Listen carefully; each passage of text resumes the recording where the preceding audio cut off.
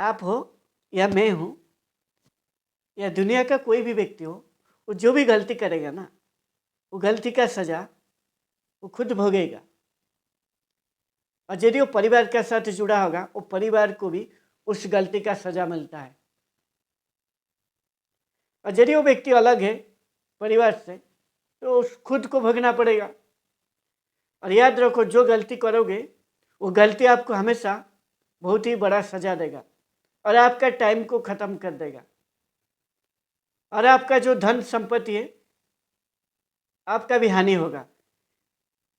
इसीलिए गलती जो है ना, आपका आपका जीवन को जो गति है उसको रोक देता है, आपको पीछे लेके आ जाता है। इसीलिए गलती करने से खुद को बचाइए। और ये जो गलती है तभी आप करने से रोक पाओगे जब आपको बारीकी से मालूम हो जाएगा ये गलती में कहाँ पे मेरा गलत हो रहा है और इसको कैसे रोकोगे। यदि आपको मालूम हो जाएगा तभी जाके रोक पाओगे और फिर आपका जीवन ना बेहतर कर पाओगे। और ये जो गलती है, कहाँ पे आपका गलती है, इसको जानने के लिए आपको कबीरदास के एक दोहे आपको बताता हूँ। ये दोहे जानने के बाद आपको मालूम हो जाएगा। कबीरदास की दोहे ऐसे है, तिमिरी गया रवि देखते, कुमति गई गुरु ज्ञान, सुमति गई अति लोभते, भक्ति गई अभिमान। आपको थोड़ा बारीकी से समझाता हूँ। कबीरदास कहते हैं तिमिरी यानी अंधकार, रवि यानी सूरज। जब सूरज उगता है, जब सूरज आता है ना, तब जाके जो अंधकार है, यह अंधकार चला जाता है, खत्म हो जाता है, मिट जाता है, अंधकार चला जाता है। सूरज आएगा तो जो भी अंधकार है, अंधकार दूर हो जाता है, तो दूर भागता है। ठीक उसी तरह आप भी आपका जिंदगी में जो अंधकार है, अंधकार मतलब अज्ञान, जो अज्ञान के कारण आप गलती करते हो, ये अंधकार को दूर करने के लिए आपको आपका जीवन में ज्ञान को लाना पड़ेगा।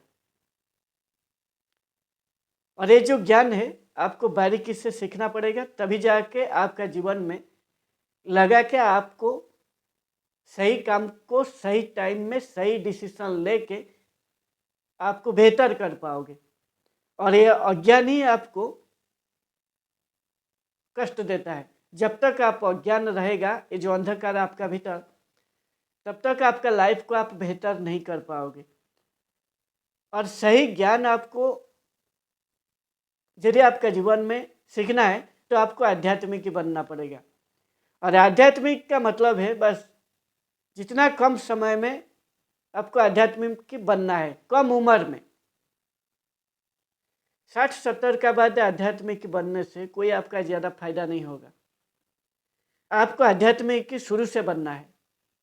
जब आपको थोड़ा बारीकी से चीज़ समझते हो, थोड़ा यदि समझदारी आ जाता है, 10-15 साल से यदि शुरू कर दोगे आध्यात्मिक के रास्ते में जाना, तो सही ज्ञान आप सीख जाओगे। आप कौन हो, क्या आपका काम है, कैसे आपको बदलना है, तब जाके आप बदल पाओगे। इसीलिए जो आध्यात्मिक ज्ञान आपको लेना पड़ेगा आपका जीवन में जो अज्ञान है, जो अज्ञान को दूर करने के लिए। और कबीरदास कहते हैं जो कुमति है यानी कुविचार, जो आपका भीतर कुविचार आता है, ये सभी भी अज्ञान के कारण आता है। आपको असल में क्या सोचना चाहिए आपको मालूम नहीं है। जो सोचना चाहिए भी वो सोच लेते हो, कुविचार आ जाता है ऑटोमेटिक। आपका जो मन है वो मन में आ जाएगा विचार, फिर आपका मन आपको भटकाएगा।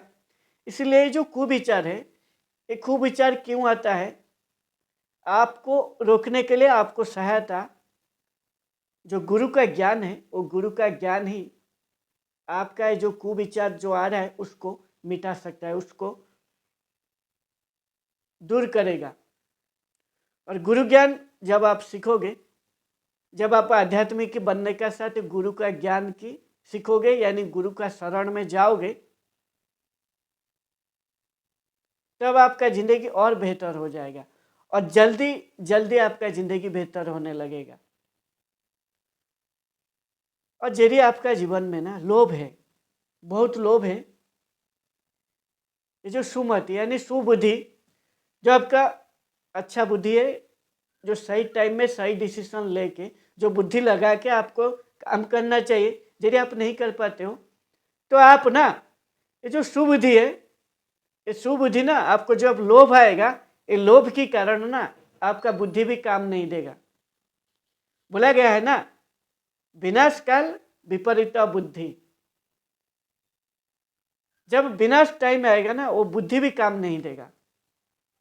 इसीलिए आपको बारीकी से लोभ ना बिल्कुल नहीं करना है। यदि आप लोभ करोगे ना तो आपका बुद्धि भी काम नहीं देगा। इसलिए अपना जो लोभ है उसको कंट्रोल करना चाहिए। यानी आपको जीवन में जितना आपको मिल रहा है, जो भी आपका आसपास है, आपका पास जितना भी है अभी इसी वक्त जो भी है आपका पास, उसमें आपको संतुष्ट होना पड़ेगा। यदि आप संतुष्ट नहीं होगे, दूसरा आदमी का धन दौलत, गाड़ी घोड़ा, घर, उसका बच्चे, स्त्री या कुछ भी देख के आपको फिर लालच या लोभ आएगा, क्योंकि उसका जैसा आप बनने के लिए कोशिश करोगे। सोचोगे उसका जैसा स्त्री मेरे को मिल जाए, बहुत सुंदर स्त्री है, उसका धन संपत्ति बहुत ही अच्छा है, उसका घर अच्छा है, गाड़ी अच्छा है, उसका पास बहुत पैसा है। यदि ऐसा लोभ आपका अंदर आएगा ना, फिर आपका जो बुद्धि है वो काम नहीं देगा, फिर उसी रास्ते में आप निकल पड़ोगे, फिर आपका विनाश होगा। इसीलिए जो भी आपका पास है उतना में संतुष्ट होना पड़ेगा। आपका स्त्री जैसा भी हो, वो यदि अच्छा भी देखने के लिए नहीं है, वो सही है आपके लिए। और जितना भी आपका बेटा बेटी जो भी हो, जो भी कंडीशन में, जो भी स्थिति में आपका पास जो भी है, उसी को लेकर आपका जीवन में संतुष्ट रहिए। ज़्यादा लोभ मत कीजिए। लोभ करोगे तो आपका जो बुद्धि है आपका साथ नहीं देगा। और जो भक्ति है ना, यदि आपका भक्ति नहीं करोगे, भक्ति भाव यदि आपका भीतर नहीं रहेगा, तो आपका भीतर अभिमान आ जाएगा। अभिमान यानी अहंकार, गर्व। जब आपका भीतर अहंकार गर्व आ जाएगा, आपको जो भक्ति है ना वो भक्ति भी चला जाएगा। क्योंकि जो गर्व अहंकार आपको बड़ा बनाने के लिए आता है। आप सोचोगे, आपका भीतर जब अहंकार आ जाएगा, आप बोलोगे मैं ही अकेला एक काम कर सकता हूँ, मेरे अलावा एक काम कोई नहीं कर सकता, मैं अच्छा हूँ, सबसे दुनिया में मैं सर्वशक्तिमान हूँ। आप खुद को इतना बढ़ा चढ़ा के बोलोगे, लेकिन असल में उतना आपका पास नहीं होगा। लेकिन ये जो अहंकार की बस में आके आप इतना बढ़ा चढ़ा के खुद को आंकने के लिए कोशिश करोगे, और जब अहंकार और गर्व आपका भीतर आ जाएगा ना, आपसे जो भक्ति है वो चला जाएगा। और ये जो भक्ति आपको जमीन में जुड़ा रखता है, जमीन में आपका जो पैर को टिका के रखता है। और भक्ति भाव रखने से आप सब कुछ चीज को ग्रहण कर पाओगे,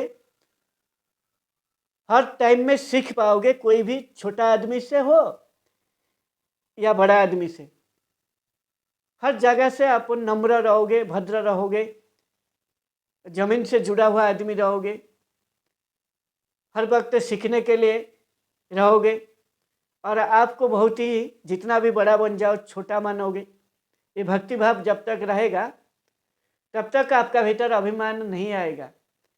और जब आपका अभिमान आ जाएगा आपका भीतर, तो आपका पतन होना शुरू हो जाएगा और खूब जल्दी ही आप पूरा पतन हो जाओगे।